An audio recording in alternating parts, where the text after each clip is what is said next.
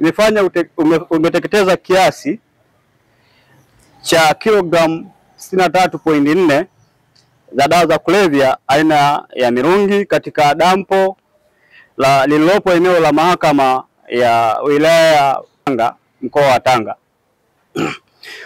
Utekelezaji wa kielelezo hiki inawahusisha wadau wote muhimu kwa mujibu wa takwa la sheria. Utekelezaji wa vielelezo hivyo ni matokeo ya mafanikio ya operation ya ukamataji wa mtuhumiwa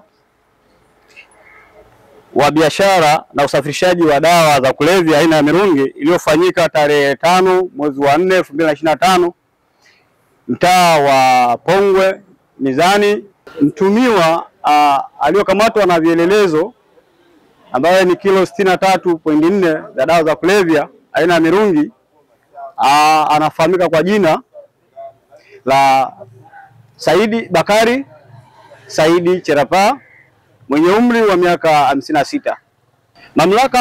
Mamlaka inatoa rai kwa wananchi wanaoishi katika mikoa ya kanda ya kaskazini ambapo ni Tanga, Kilimanjaro, Arusha na Manyara kutokujihusisha kwa namna yoyote na dawa za kulevya, kwani adhabu kali itachukuliwa ikiwemo kifungo cha miaka 30 hadi maisha jela.